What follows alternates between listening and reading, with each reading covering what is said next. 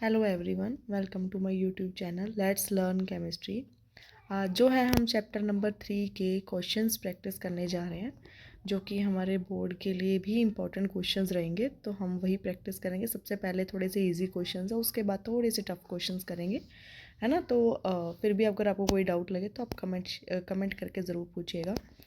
तो without wasting time करते हैं हम शुरू। हमारा फर्स्ट क्वेश्चन ये रहा, आपकी स्क्रीन पर आपको विजिबल होगा। Question is generally non metals are non conductor of electricity, which of the following is a good conductor of electricity. देखिए ध्यान से बात समझिएगा। वैसे तो पूछा क्या गया है, नॉन मेटल। तो नॉन मेटल कौन सा होता है हमारा, कार्बन। उसके दो एलोट्रॉप्स होते हैं, one is a diamond and second is a graphite.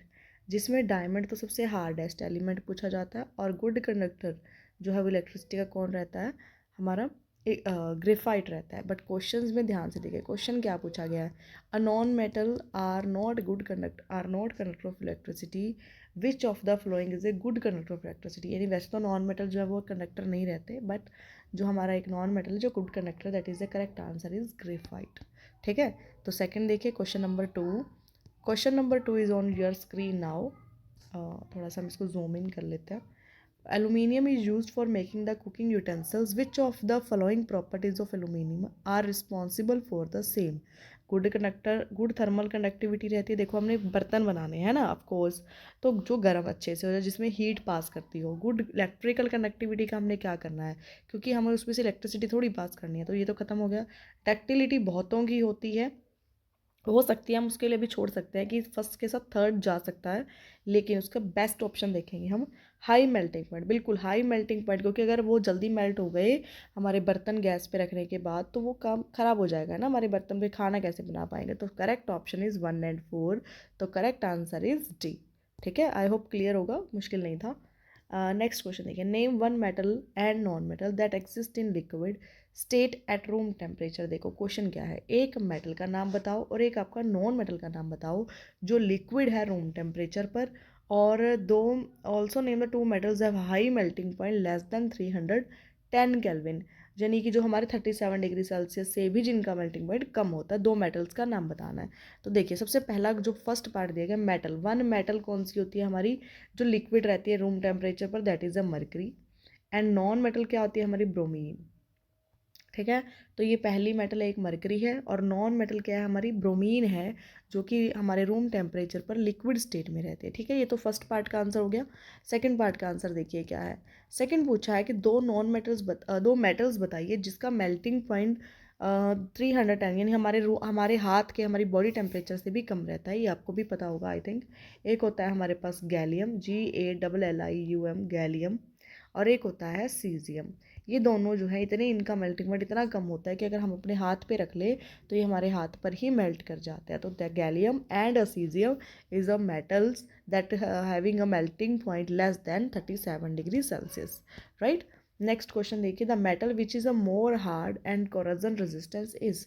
देखिए जो सबसे हार्ड है और कोरोजन भी नहीं होता, देखो निकल, आयरन, आयरन तो छोड़ ही दीजिए, बच गया प्लेटिनम और टंगस्टन। इन दोनों में से हो सकता है कोई आंसर, लेकिन जो हमारा टंगस्टन है वो सबसे हार्डेस्ट एलिमेंट में आता है, और प्लेटिनम भी आ सकता है, लेकिन करेक्ट जो आंसर रहेगा वो टंगस्टन ही रहेगा।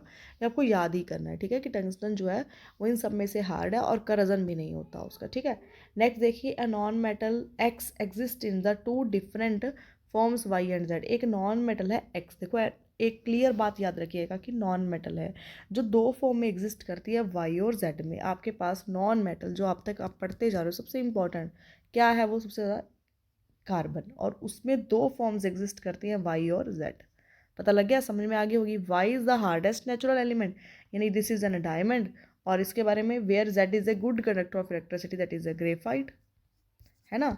तो इजी था, मुश्किल तो नहीं था कि जो एक्स है वो हमारा क्या है, कार्बन है, वाई हमारा डायमंड है, और जेड हमारा ग्रेफाइट है। क्योंकि वाई जो है, जो डायमंड था, वो सबसे हार्डेस्ट एलिमेंट है नेचुरल सब्सटेंस में से, और जेड जो है वो ग्रेफाइट, जो कि एक नॉन मेटल का बना है, फिर भी वो गुड कंडक्टर ऑफ इलेक्ट्रिसिटी है।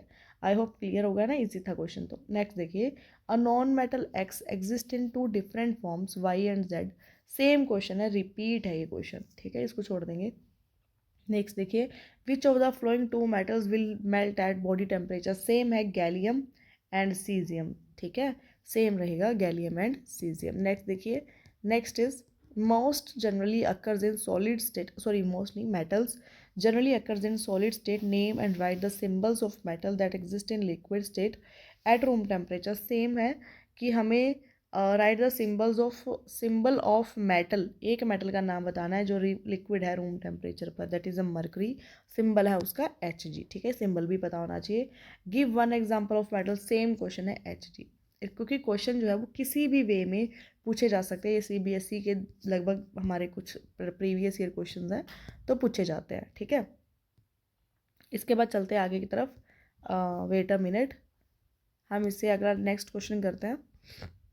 तो क्वेश्चन जो है वो आप देख सकते हो। The question is the best malleable metal is, see here, the best malleable metal, इन सब में से सबसे बेस्ट मेलिएबल मतलब जिसको हम शीट्स में कन्वर्ट कर सकते हैं किसी भी चीज़ से हैमरिंग मतलब पीट कर, है ना।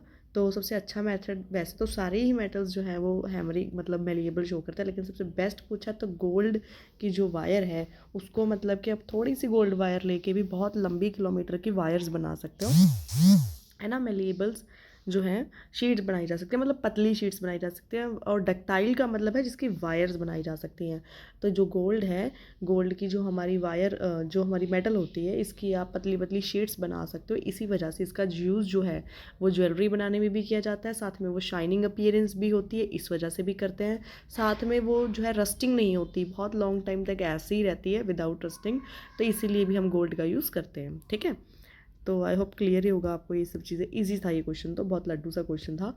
Next question is the only metal that is liquid at room temperature, ऐसा मेटल जो लिक्विड होता है रूम टेम्परेचर पर, पानी जैसा लिक्विड फॉर्म में रहता है। मरकरी सबसे एक अकेली ऐसी मेटल है जो है मेटल लेकिन लिक्विड स्टेट में रहती है, ठीक है। इजी सा क्वेश्चन था। Next question, generally non metals are not lustrous, ज़्यादातर जो है नॉन मेटल्स लस्ट्रस नहीं होते, बिल्कुल सही बात है कि मैं नॉन मेटल लस्ट्रस नहीं होते, उनमें चमक नहीं होती। लेकिन कोई एक ऐसी नॉन मेटल बताइए जिसमें लस्ट्रस है, यानी कि जिसमें चमक होती है, that is an iodine. Important question है, आपको पेपरों में ऐसे क्वेश्चन आ जाते हैं एग्जाम्स के अंदर, तो आपको पता होना चाहिए, ठीक है। ईजी से क्वेश्चन है बट कई बार नंबर कटवा देते हैं। तो iodine is a non metal which is a lustrous, right. चलिए नेक्स्ट की तरफ मूव करते हैं। Next is a compound X and aluminium are used to join the railway tracks. एक कंपाउंड है एक्स जो है, इसको थोड़ा सा जूम इन कर लेते हैं। देखिए एक कंपाउंड है एक्स जिसका यूज़ किया जाता है रेलवे ट्रैक्स को ज्वाइन करने के लिए, साथ में एल्यूमिनियम यूज़ किया जाता है। तो बताओ एक्स क्या है और आइडेंटिफाई करो, नेम बताओ रिएक्शन का और रिएक्शन लिखो, ठीक है। हम एक ही काम एक ही में सारा खत्म कर देंगे।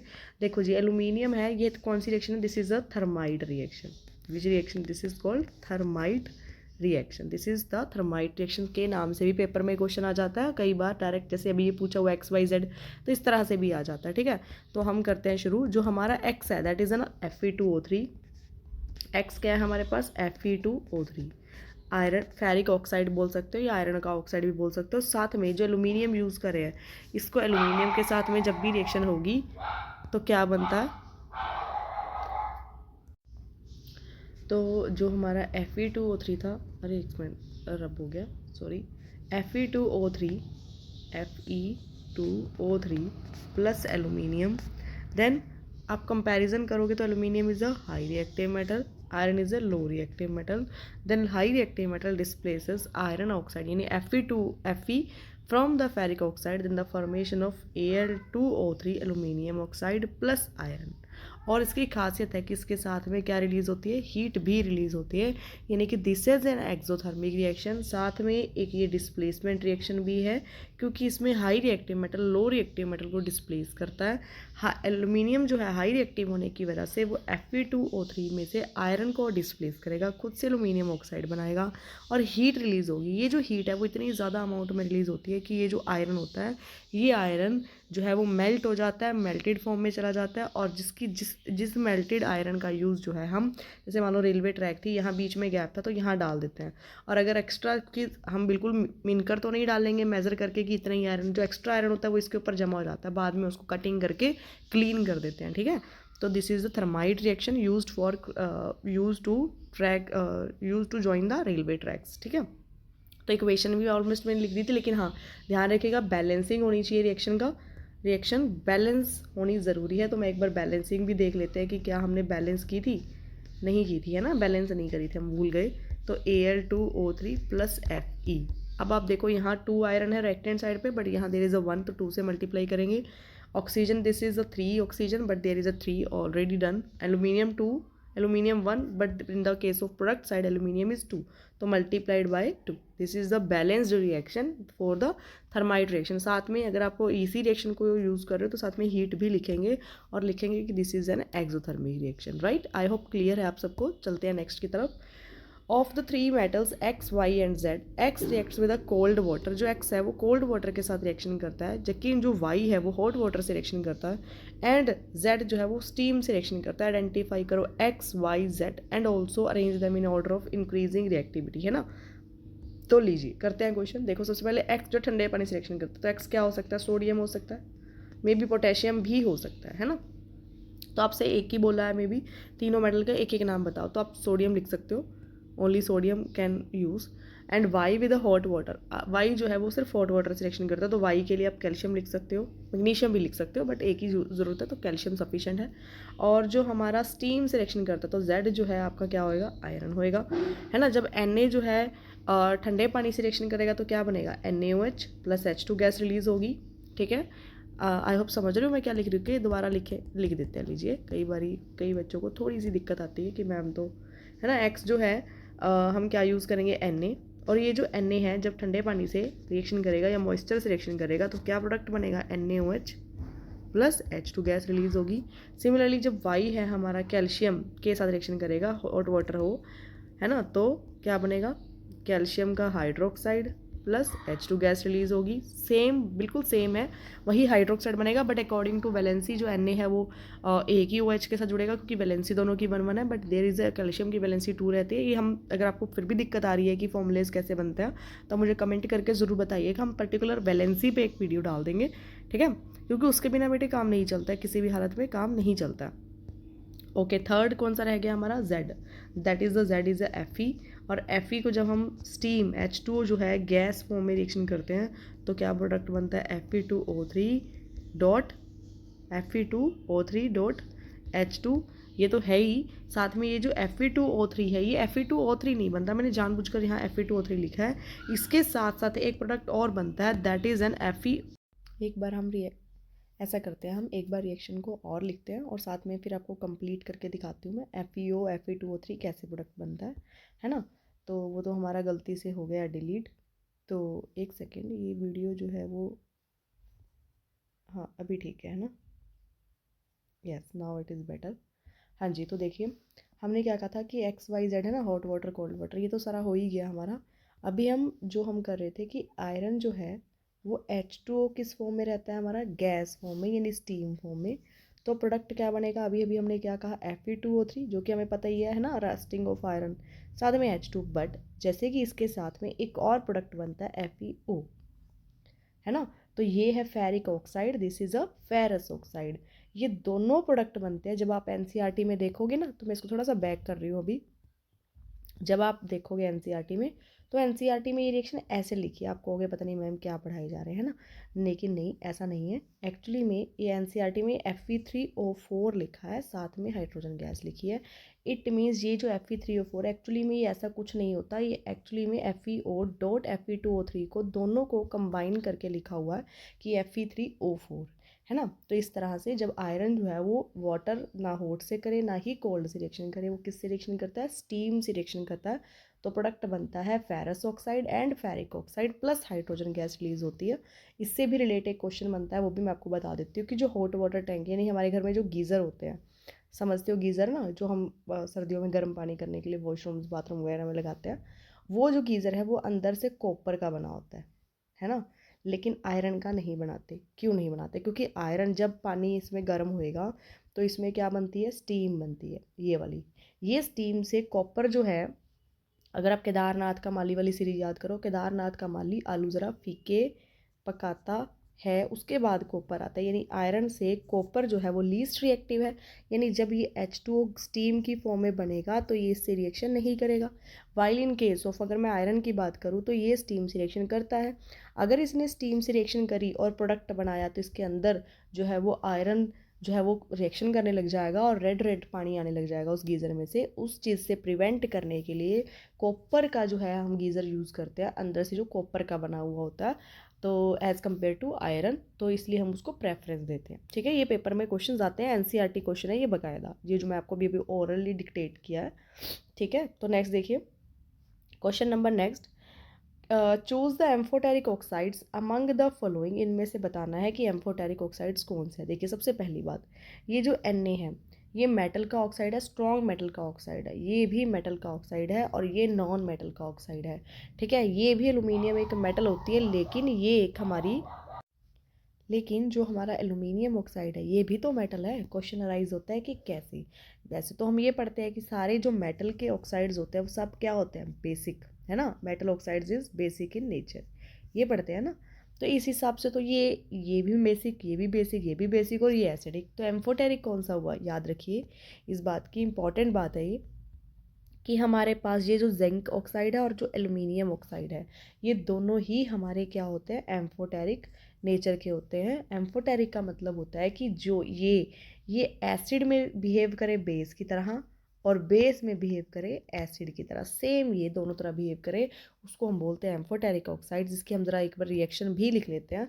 देखिए एल्युमिनियम ऑक्साइड की लिखते हैं, एल्युमिनियम ऑक्साइड जब हम इसको एसिड में रिएक्शन करवाते हैं, यानी एल्युमिनियम ऑक्साइड को जब हम एसिड के अंदर रिएक्ट करवाएंगे, अगर ये एसिड है तो ये किसकी तरह बिहेव करने लग जाएगा, बेस की तरह। यानी इसके दो बिहेवियर होता है, दोगला नेचर का होता है। ठीक है, समझ गए ना, दो यानी ड्यूअल बिहेवियर शो करता है। तो एल्युमिनियम HCl सिलेक्शन करके क्या बनाएगा, AlCl3 प्लस H2O, है ना। तो इस तरह से प्रोडक्ट बनेगा। बैलेंस आप आई होप कर ही लेंगे, अब तो आप बहुत, है ना, आगे चल पड़े हैं हम, तो अब आप समझ गए होंगे। अच्छा, अब हमने एसिड से कर लिया, अब हम एल्युमिनियम ऑक्साइड की किससे रिएक्शन करेंगे, बेस के साथ। तो लीजिए मैंने NaOH के साथ रिएक्शन करी, इसे बनता है सोडियम एल्यूमिनेट NaAlO2। ठीक है, ये कैसे बनता है इसमें, क्योंकि Na2 क्यों नहीं लगा, क्योंकि यहाँ एल्यूमिनियम की +3 ऑक्सीडेशन स्टेट आनी चाहिए, साथ में आपका वाटर तो है ही, salt plus water, this is also salt, इसे बोलते हैं सोडियम एल्यूमिनेट बोलते हैं। ठीक है, आई होप क्लियर होगा। हाँ, अगर आप मुझे जिंक ऑक्साइड के साथ भी रिएक्शन देखना चाहते हैं तो मैं आपको एक करवा, मतलब हाँ, लेकिन ऐसे करिएगा, अगर आप जिंक ऑक्साइड की भी एसिड बेसिक रिएक्शन करना चाहते हैं तो आप मुझे कमेंट करके ज़रूर बताएंगे, तो मैं जिंक ऑक्साइड की एसिड के साथ, आई होप वैसे समझ ही गए होंगे आप क्या बनेगा, कमेंट करके ज़रूर बताइएगा, तो मैं आपको ये रिएक्शन नेक्स्ट टाइम करवाएंगे। ये आपका होमवर्क रहेगा, जिंक ऑक्साइड की एसिड के साथ और जिंक ऑक्साइड की NaOH के साथ क्या प्रोडक्ट बनेंगे ये आपने बताना है। ठीक है, तो कमेंट में ज़रूर बताइएगा कि आप लोगों के क्या प्रोडक्ट्स आए, सही आंसर क्या है। ठीक है जी, चलिए नेक्स्ट चलते हैं। What are the amphoteric oxides, क्या होते हैं, अभी अभी हमने इसी बारे में डिस्कस किया है। Choose the amphoteric oxide from the among the following oxides. ठीक है, ये तो आई होप क्लियर है आपको। नेक्स्ट देखिए लास्ट वाला क्या दिया, एक सेकेंड, अरे एक second, why is that non metal do not displace hydrogen from the dilute acids. जो नॉन मेटल्स होते हैं वो डेल्यूट एसिड से हाइड्रोजन को डिस्प्लेस क्यों नहीं करते। वही बात है कि जो हमारे नॉन मेटल्स हैं, जैसे कोई भी मान लो, एक सेकेंड, कोई भी हम नॉन मेटल की बात कर लें, जैसे जो हम कहें नाइट्रोजन है, ये डिल्यूट एसिड से हाइड्रोजन को डिस्प्लेस क्यों नहीं करता, क्योंकि बच्चे ये जो है ये लीस्ट रिएक्टिव होता है, ये लीस्ट रिएक्टिव है, तो ये उसमें से हाइड्रोजन को डिस्प्लेस नहीं कर पाते, इसको हाइड्रोजन को वही डिस्प्लेस कर पाएगा जो इसके कंपैरिजन में ज़्यादा रिएक्टिव रहेगा, इसीलिए नॉन मेटल्स जो है वो हाइड्रोजन को डिस्प्लेस नहीं करते हैं। ठीक है, चलिए आगे चलते हैं। देखिए क्वेश्चन दिया है, element M forms an a chloride. Element M कुछ फॉर्म करता है, क्लोराइड फॉर्म करता है, ये नहीं बताया क्या बनता है, जिसका फॉर्मूला है MCl2 which is a solid, जो कि क्या है, एक सॉलिड है with a higher melting point. ठीक है, हमें ये बता दिया कि जो MCl2 बनता है वो सॉलिड बनता है, ठीक है, जिसका मेल्टिंग पॉइंट हाई होता है वो भी ठीक है। To which group of the periodic table does the element M belongs. तो बताइए कि एक पीरियोडिक टेबल के किस एलिमेंट, किस टेबल से बिलोंग करता है, पीरियोडिक टेबल के किस, है ना, ग्रुप से बिलोंग करता है। देखो MCl2 इसका मतलब 2 ग्रुप है, यानी कि M अगर Cl2 है यानी M के ऊपर कैसा चार्ज आया होगा, ऑफ कोर्स 2, है ना। अगर आपको नहीं पता कैसे आया होगा तो ज़रूर बताइएगा, पूछिएगा, तो मैं आपको इसके लिए स्पेशल वीडियो बना के देंगे कि आपको कैसे पता चलता है कि किस पर कौन सा चार्ज रहता है। ठीक है, तो उसके लिए स्पेशल वीडियो बनाएंगे हम, उसमें हम बहुत सारे और भी एग्जांपल्स ले लेंगे, तो वो क्लियर होना भी ज़रूरी है। तो देखिए M के ऊपर +2 का चार्ज है, इट मीन्स ये जहाँ पर +2 का चार्ज है वो ग्रुप नंबर कौन सा हुआ, 2, है ना। जो अगर किसी मेटल के ऊपर +1 का चार्ज, अगर इसी की बजाय ये MCl बोल देता है, इट मीन्स M के ऊपर कैसा चार्ज होता है +1, यानी ये किस ग्रुप से बिलोंग करता है 1 ग्रुप से, 2 है तो 2 ग्रुप से। अगर थर्ड M के ऊपर 3 का चार्ज आ जाता तो कौन सा चार्ज, तो वो मतलब कि कौन सा ग्रुप होता, थर्ड ग्रुप रहता। तो इसका मतलब अगर ये +2 का चार्ज है तो यानी कि इट मीन्स ये ग्रुप नंबर 2 से बिलोंग करता है। और अगर ग्रुप 2 से बिलोंग करता है तो ऐसा जो एलिमेंट है हमारा वो मैग्नीशियम हो सकता है और ये MgCl2 का प्रोडक्ट बनाता है। ठीक है, आई होप क्लियर होगा। हमने ये गैस लगाना है कि कौन सा हो सकता है, लेकिन हाँ 2 दिया है चार्ज तो इसके ऊपर भी 2 का चार्ज हो ऐसा मेटल आपने लेना है। ठीक है, चलिए जी नेक्स्ट चलते हैं। From the among the metal sodium, calcium, aluminium, copper and magnesium, name the metal. इनमें से बताओ कि name the metal which react with water only on boiling. इनमें से बताना है कि जो ऐसी रिएक्शन बताइए जो सिर्फ और सिर्फ बॉइल करने पर रिएक्शन करती है। तो आई होप बताएंगे आप लोग कि एक कैल्शियम है हमारी और एक मैग्नीशियम भी हो सकती है। सोडियम ठंडे पानी से रिएक्शन करती है। एल्यूमिनियम जो है ये भी नॉर्मल वाटर से मतलब कि ठंडे पानी से भी रिएक्शन कर लेती है। कॉपर एंड मैग्नीशियम, तो अब आप मुझे बताइए ज़रा, कॉपर जो है वो तो ऑफ कोर्स नहीं करेगा क्योंकि हमारा जो कॉपर है वो लीस्ट रिएक्टिव है। तो बताइए सोडियम, कैल्शियम और,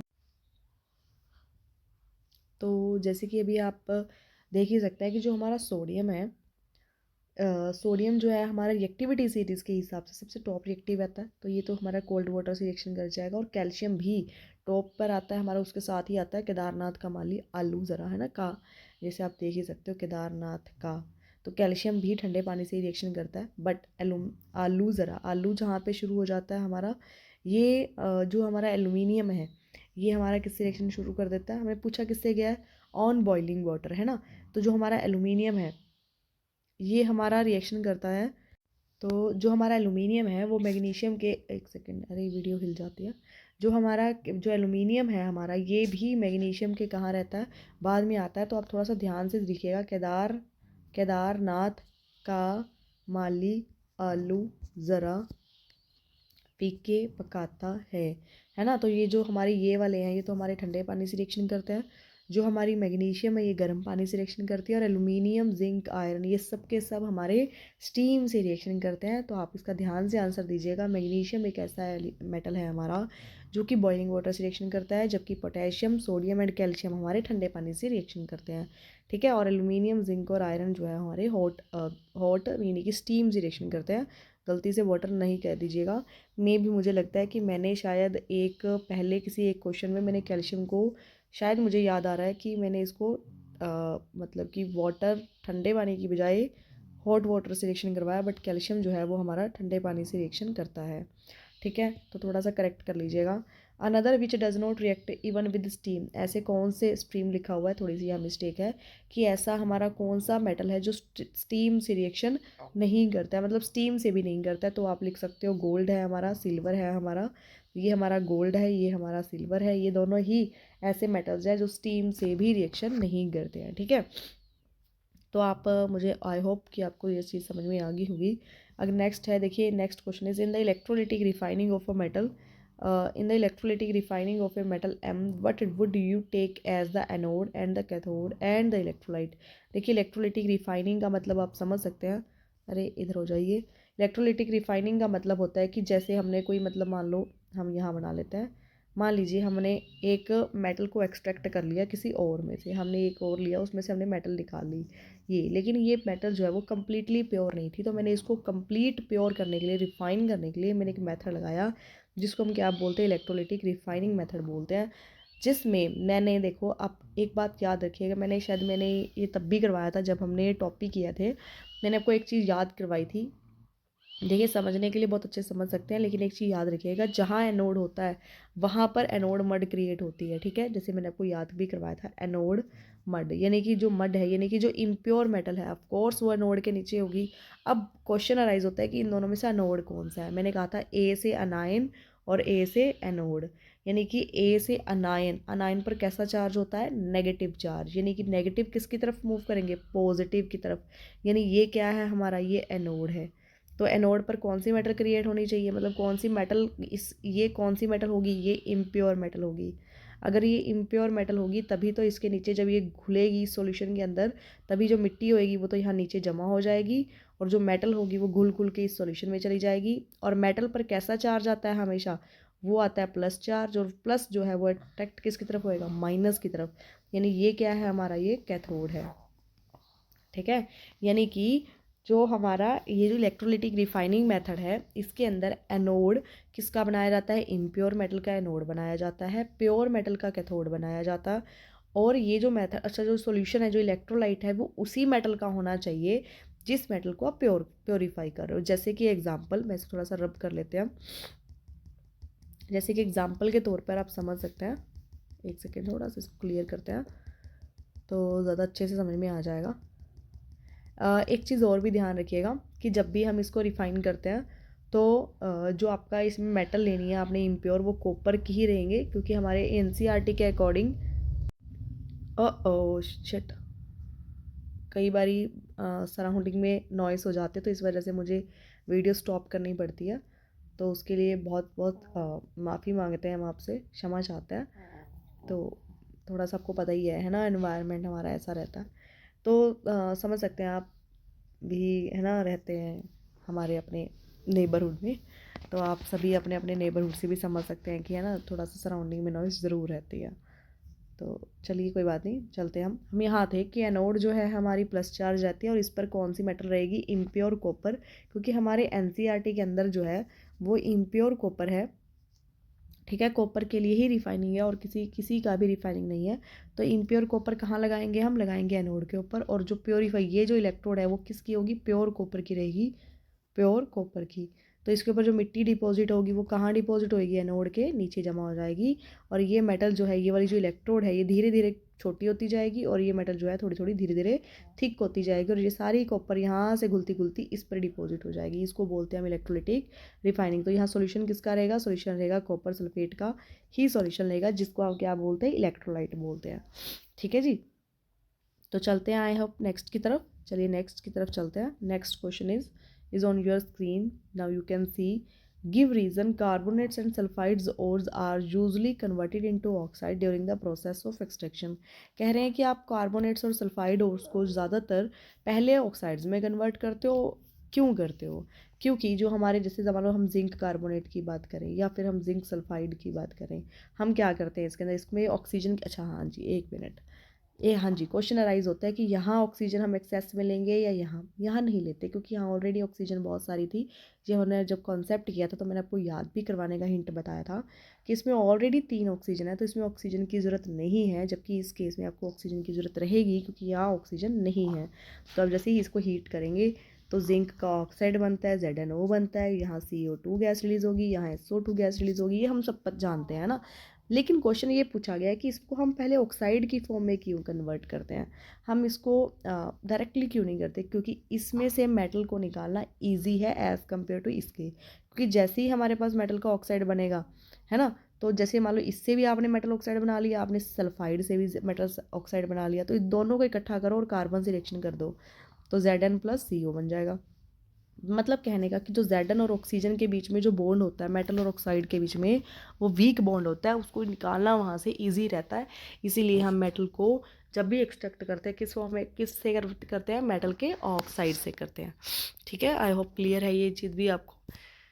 नेक्स्ट पे चलते हैं। नेक्स्ट देखिए, which observation most strongly suggested that a solid element X is a non metal. आपको इनमें से कैसे पता चलेगा कि जो एक्स मेटल है वो पक्का ही नॉन मेटल है? देखो, सबसे पहली बात कि जो नॉन मेटल है आर एसिडिक ऑक्साइड्स। हाँ जी बिल्कुल, जैसे नॉन मेटल कार्बन है, ऑक्सीजन गैस से रिएक्शन करी, CO2 बन गई ना।